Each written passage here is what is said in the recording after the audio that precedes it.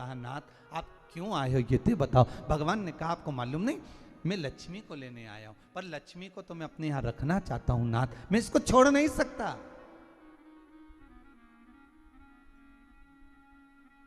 मैं लक्ष्मी जी को छोड़ नहीं सकता, मैं इनको लेकर जाऊं। किसान रोने लगा। तब भगवान नारायण ने धनतेरस की पूजन का महत्व समझाया। तब भगवान ने धनतेरस की पूजन का महत्व समझाया। सुनो किसान, मृत्यु लोक में रहने वाला मानव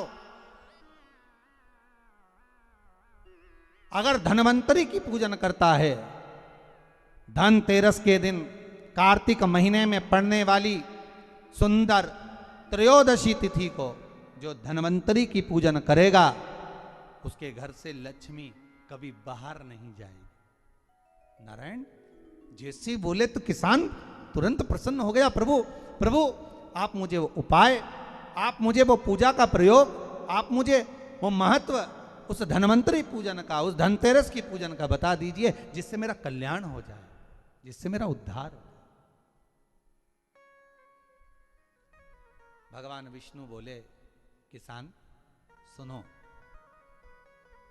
ये धनवंतरी मेरा ही एक अंश होता है। जैसे मेरे हाथ में शंख चक्र गदा पद्म सब धारण करा हुआ हूं, उसी तरह धनवंतरी का स्वरूप का यदि आप दर्शन करेंगे, आप धनवंतरी के चित्र का अगर दर्शन करेंगे तो एक हाथ में उनके भी चक्र है, एक हाथ में उनके शंख है, एक हाथ में उनके औषधि है, एक हाथ में उनके अमृत का कलश है, और भगवान स्वयं नारायण का अंश प्रकट हो रहा है। बोल धनवंतरी भगवान की, धनवंतरी भगवान की। कहते हैं धनवंतरी भगवान का प्रागट्य जब हुआ था तो भगवान शंकर ने धनवंतरी देव को देखकर कहा वाह रे प्रभु वाह, क्या सुंदर स्वरूप धारण कर कर आए हो प्रभु। जब मेरे लिए विष लेकर आए थे तब एक आनंद दूसरा था, पर आज अमृत लेकर आए हो उसका आनंद दूसरा है। बहुत अलग अलग बातें महाराज जी। शिव महापुराण की कथा कहती है दो तरह की वाणी होती है, एक में आपने क्रोध कर दिया, आप शब्द कह दिया, ताना दे दिया, गालियां दे दी, और एक शब्द अमृत का मीठा बोल दिए, प्रेम की वाणी बोल दी, उसका एक आनंद दूसरा है, उसका एक संबोधन दूसरा है। एक विष लेकर आ रहा है, एक अमृत लेकर आ रहा है। शिव जी कहते हैं जो अमृत लेकर आ रहा है उसका आनंद ही दूसरा है, उसके चेहरे की चमक ही दूसरी है। भगवान विष्णु कहते हैं सुनो किसान, मैं आपको धनवंतरी पूजन का विधान बताता हूं। भगवान कहते हैं किसान, सुंदर कृष्ण पक्ष की त्रयोदशी को कार्तिक के महीने में धनवंतरी देव का पूजन, धनतेरस का पूजन माना जाता है। सुनो किसान, एक सुंदर भूमि पर देसी गाय का गोबर से लीपन कर कर, अगर गाय का गोबर ना मिले सुंदर जल से लीपन कर कर, वहां एक सुंदर चौक को पूर कर, आप सभी को ज्ञात होगा कि चौक पूरने में रंगोली का प्रयोग नहीं होता। आप लोगों को मालूम होगा चौक पूरने में आटा और हल्दी का प्रयोग होता है। काय का प्रयोग होता है? आटे और हल्दी का प्रयोग। आटे हल्दी का प्रयोग क्यों होता है?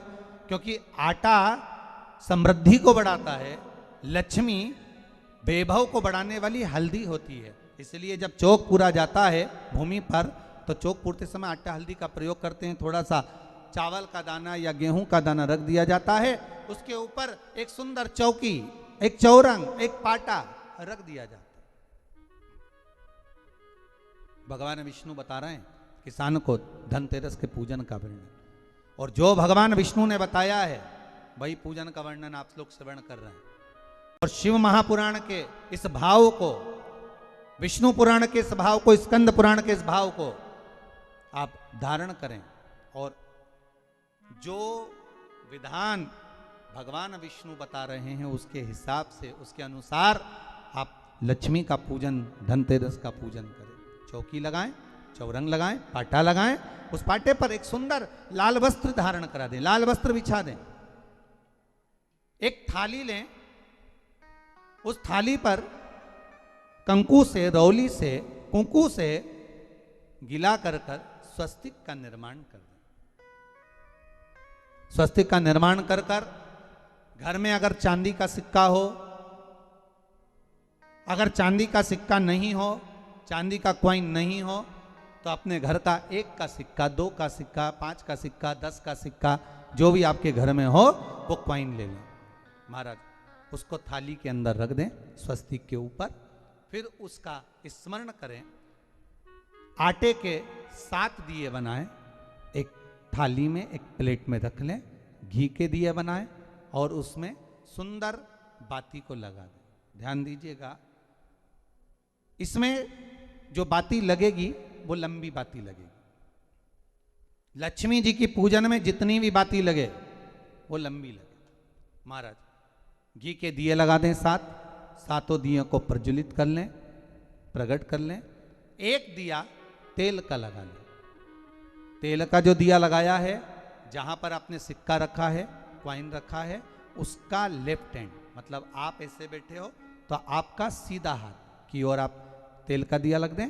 और जो 7 दिए आपने लगाए हैं वो लक्ष्मी जी के राइट हैंड, मतलब आपका लेफ्ट हैंड हो गया, लक्ष्मी जी का राइट हैंड, आपका लेफ्ट हैंड हो गया, आपका उल्टा हाथ। वहां पर 7 दिए जो आपने प्रज्वलित करे हैं वो प्लेट में रख दें। सुंदर थाली जो आपने पूजन की तैयार करी है, उसमें कुंकू, रोली, हल्दी, अबीर, गुलाल, चंदन, मौली, लाल धागा, मौली, अमरबेल के टुकड़े, कमलगट्टे, हल्दी की गांठ, सुंदर भाव में उसको रख लें। जल का पात्र सुंदर आनंद से, जो क्वाइन चांदी का और देसी क्वाइन आपने जो रखा है उसका जल से पूजन करें। लक्ष्मी पूजन का समय अलग अलग होता है, पर धनतेरस की पूजन का जो समय है वो प्रदोष काल से प्रारंभ हो जाता है। कब से प्रारंभ हो जाता है? प्रदोष, क्योंकि शिव के द्वारा निर्मित है लक्ष्मी पूजन का भाव। महाराज क्वाइन का पूजन करें, कंकु आदि से पूजन करने के बाद दोनों सिक्कों को उठा लें। दोनों क्वाइन, जो चांदी का सिक्का है और जो देसी क्वाइन है, उसको उठाकर उस पर जो कलेवा है, मौली है, नाड़ा है, लच्छा है, उसको लपेटना प्रारंभ कर दें और उसको लपेटें। पहले चांदी का सिक्का लपेट दे, फिर देसी सिक्का जो आपने रखा है 1, 2, 5, 10 का जो सिक्का रखा है उसको लपेट थाली में उसको रख लें। फिर वापस उस पर जल का छींटा देकर उसका पूजन करें। महाराज हल्दी, रौली, मौली, चंदन आदि लगाकर सुंदर भाव से चावल को हल्दी में भिगो लें और पीले चावल कर कर उल्टे हाथ में चावल लेकर माता लक्ष्मी के ऊपर जो 2 सिक्के रखे हैं उनका पूजन करें। साथ में जब चावल छोड़ते जाएं तो गणेश जी का भी स्मरण करते जाएं। हे रिद्धि सिद्धि के दाता श्री गणेश जी महाराज, आप हमारे यहाँ पर सदा माता लक्ष्मी को लेकर, कुबेर भंडारी को लेकर सदा विराजमान रहें, नारायण को लेकर सदा विराजमान रहें। चावल छोड़ते जाएं और बाबा से विनती करते जाएं, माता लक्ष्मी से निवेदन करते जाएं। भगवान शिव का स्मरण करें, भगवान नारायण का स्मरण करें, माता लक्ष्मी का स्मरण करें, रिद्धि सिद्धि के दाता भगवान श्री गणेश जी महाराज का स्मरण करें, छोड़ते जाएं। जब चावल पूर्ण छोड़ देवें, पूजन पूरी तरह से हो जाए, तब महाराज 7 सुंदर आनंद से अमरबेल के टुकड़े, अमरबेल वृक्ष पर एक पीले कलर की बेल चलती है, पीली, उसमें पत्ते नहीं होते, वो किसी भी वृक्ष पर डली रहती, वो अमरबेल कहलाती। ये अमरबेल लक्ष्मी पूजन में, समृद्धि के लिए, मकान के मुहूर्त के समय पर, गृह प्रवेश के समय पर बहुत कार्य आती है।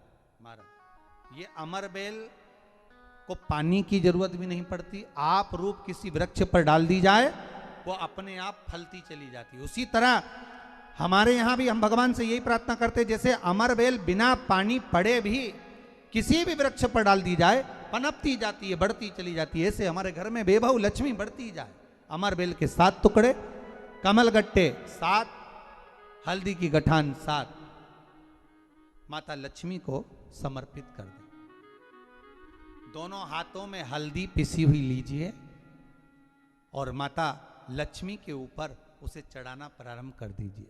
7 बार पिसी हुई हल्दी वो सिक्कों पर चढ़ा दें, अपनी मनोकामना कर कर अपने घर में माता लक्ष्मी को विराजमान करने के लिए। जब हल्दी पूर्ण चढ़ जाए, हाथ में कुंकू ले लीजिए, रोली ले लीजिए, उस रोली कुंकू को भी माता लक्ष्मी को समर्पित करिए। तब इसके पश्चात सुंदर जो भी घर में मिष्ठान हो, मीठा हो, नहीं हो, शक्कर हो, गुड़ हो, मिश्री हो, जो भी आपके पास में हो, खड़ी शक्कर हो, वो भगवान को माता लक्ष्मी को भोग रख दीजिए। अगर कुछ मीठा बना हो तो मीठा रख दीजिए। महाराज घर में संपूर्ण पूजन कर कर आपके घर में जो देवालय में भगवान बैठे हैं उनका भी पूजन करिए। पूजन करने के पश्चात आप माता लक्ष्मी से निवेदन करिए, हे माँ आप हमारे यहाँ सदा विराजमान हो। महाराज ये जो पूजन है भगवान विष्णु जो बता रहे हैं किसान को, ये 5 दिन की पूजन है पूरी। आज कौन से दिन का पूजन बता रहे हैं? पहले दिन का।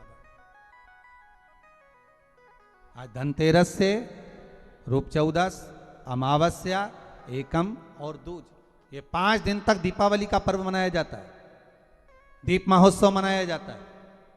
पूजन करने के बाद जो 7 दिए आपने प्लेट में रखे हैं, थाली में रखे हैं पूजन के लिए, घी के, उन 7 दियों से माता लक्ष्मी की आरती उतारिए।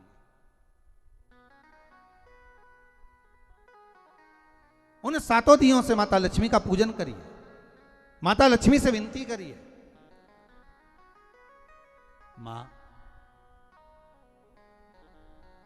हम आपके पुत्र हैं, मां आप हमारे घर का रास्ता भूल गई हो, मां बहुत कष्ट है, बहुत दुखी है मां। पर भगवान शिव पर विश्वास कर कर, कुबेर भंडारी पर, कुबेरेश्वर महादेव पर विश्वास कर कर, भगवान नारायण के सुंदर प्रसंगों पर विश्वास कर कर, मां भगवान शंकर का अनुमोदन कर कर, हे मां आप हमारे घर में विराजमान हो, मां आप हमारे मार्ग को, हमारे घर को, हमारे घर के रास्ते को, हमारे घर के द्वार को आप भूल गई हो मां। हे बेबहू लक्ष्मी, हे धन लक्ष्मी, हे संतान लक्ष्मी, हे मां लक्ष्मी, हे धान्य लक्ष्मी, आप हमारे घर में विराजमान हो। 7 दीप जो प्रज्वलित करे हैं उससे माता की आरती उतारिए। फिर माता को झोली पसार कर प्रणाम कर कर भूमि पर नमन करो। जब झोली पसार कर प्रणाम करें, झोली को अपनी ओर गिरा लें और माता को नमन कर कर जो 7 दिए आपने लगाए हैं, उन 7 दिए को अलग अलग स्थान पर ले जाकर, जैसे घर के हॉल में, एक रसोई घर में, एक जहां पर आप लक्ष्मी रखते हो उस स्थान पर, एक घर के द्वार के पास में, एक तुलसी के क्यारे के पास में, ऐसे अलग अलग 7 स्थान पर उन दीप को रख दिया जाए। महाराज एक भगवान का जहां पूजन हुआ है, लक्ष्मी की जहां आराधना करी, एक दीप वहां पर भी रखा जाए। जो तेल का दिया लग रहा है उसके पास में, फिर कहेंगे तेल का दिया माता लक्ष्मी के उल्टे हाथ पर और घी का दिया माता लक्ष्मी के सीधे हाथ पर। मतलब जो सिक्के आपने रखे हैं उस सिक्के का उल्टा हाथ तेल का, मतलब आपका सीधा हाथ होगा जहां तेल का दिया रखाएगा, और जहां आपका उल्टा हाथ होगा जहां पर घी का दिया लगाएगा, वहां माता जी का सीधा हो गया, आपका उल्टा हो। माता का स्मरण, माता लक्ष्मी से निवेदन करिए, हे मां कृपा सागर, करुणा सागर मां आप भगवान विष्णु के साथ विराजमान हुए, आप भगवान नारायण के साथ में हमारे यहाँ सदा विराजमान हो मां, ऐसी कृपा कर दीजिए। महाराज मां से विनती कर कर बड़ा उत्साह, बड़ा उमंग, बड़ा आनंद रखना, ये भाव रखना घर में। भगवान विष्णु कहते हैं किसान से, हे किसान आपने अगर धनवंतरी की पूजन करी है, धनतेरस की पूजन करी है, कोई वस्तु, कोई सामग्री अगर आप लेकर आए हो, कोई पात्र लेकर आए हो, कोई तांबे का पात्र लाए हो, जो भी वस्तु आप नहीं लेकर आए हो उसका भी पूजन उसी दिन कर लेना चाहिए।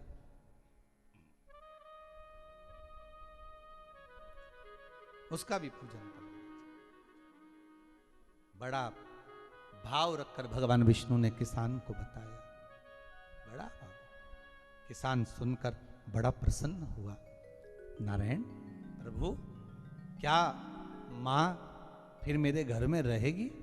भगवान कहते हैं सुनो किसान, ये लक्ष्मी अगर आप धनवंतरी का पूजन करते हो, धनतेरस का पूजन सुंदर कार्तिक के महीने की कृष्ण पक्ष की त्रयोदशी को अगर आप कर रहे हो, तो ये लक्ष्मी भले मेरे साथ बैकुंठ में जाकर रहे, पर लक्ष्मी का एक अंश तुम्हारे घर से कभी नहीं जाएगा, वो सदा विराजमान रहेगा। ऐसी है मां धन्वंतरी की पूजन।